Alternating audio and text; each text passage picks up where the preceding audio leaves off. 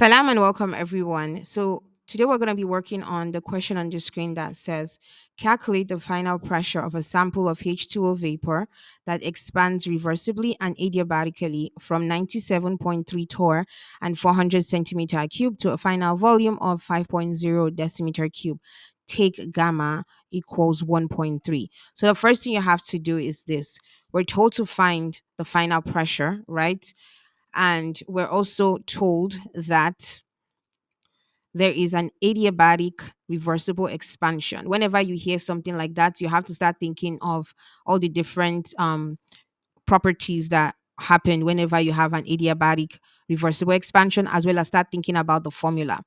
Then we're also told that the pressure was from 97.3 torr. So that's going to be P initial equals 97.3 torr. Okay. And we're also told the initial volume. So V initial is going to be 400 centimeter cubed.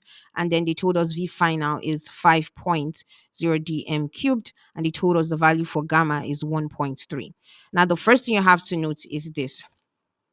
For an adiabatic reversible expansion, what you have is P initial times V initial raised to the power of gamma equals P final times V final raised to the power of gamma.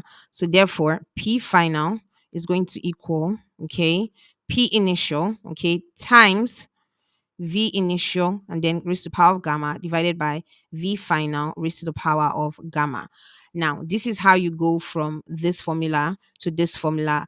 We did this information in terms of P final, but our work is not done. So to proceed, we end up with P final, okay, equals P initial times a bigger bracket V initial, okay, divided by B final raised to the power of gamma. So when you have all of this information, all you have to do is just substitute, right? So you have P final, okay, equals P initial, which is 97.3 torr. So we're just basically substituting times V initial, which is 400 centimeter cube, and then V final, which is 5.0 dm cube. Before you go on to substitute, right, you have to remember this important information. You cannot multiply, add, or subtract or divide values that have different units. Like you cannot cancel out the units for volume, cm cube and dm cube, except if you convert both of this information to the exact same unit. So meaning I have to either go from cm cube to dm cube to make sure that the units are all in cm cubed or the units are all in dm cube in order for me to proceed. So what I'm going to be doing now is to go from cm cubed, okay, to dm cubed to determine whatever it's supposed to be. So you have to note that 1 decimeter cubed, okay, is going to equal 1000 centimeter cube. That's just basically the law. Since we've gotten that across, then we go from cn cube to dn cube. So we have 400 centimeter cubed is going to give you what? It's going to give you x. So of course, you simply cross multiply where you have 1000 centimeter cubed x equals 400 centimeter cubed times decimeter cubed, okay?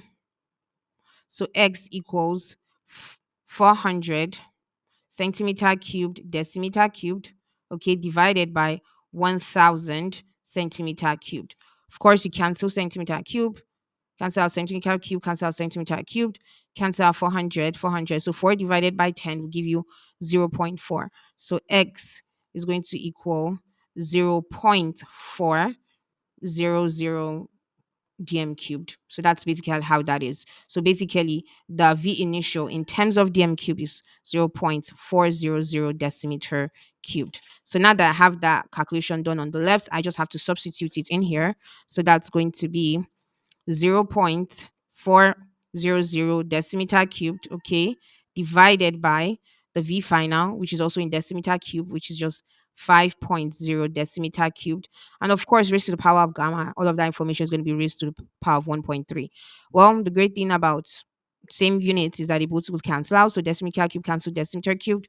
So what you end up with is just P final is going to equal 97.3 torr, okay, times 0.400 divided by 5.0 raised to the power of 1.3. So P final equals 97.3 torr times 0.44 um 0.400 divided by 5 would give you 0.08 raised to the power of 1.3. When you have 0.08 right here raised to the power of 1.3 and you input that information in your calculator, what you end up getting is just P final, okay, equals 97.3 Torr, okay, and then the inputted value of 0.08 raised to the power of 1.3 is going to be times 0.037499. Of course, you multiply both 97.3 Torr times 0.037499. So P final becomes 3.64 863 Torr. Okay. And of course, we see that our question goes from 5.0. We have 5.0, we have 1.3. We see that the lowest number of significant figures is two significant figures in this question. So we're going to deal with this question up until two sig figs. So that would be P final is actually going to be 3.6 Torr. So that is just basically the answer to this question. If you have any questions, please put in the comment section. If you have any concerns or suggestions for this channel, please also put that in comment section.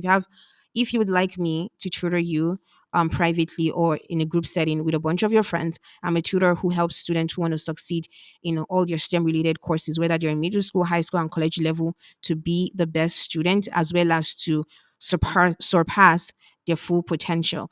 So if you would like my services, you can email me at shuhabitutoring@gmail.com. I wish you guys all the very best. Assalamu alaikum wa rahmatullahi wa barakatuh.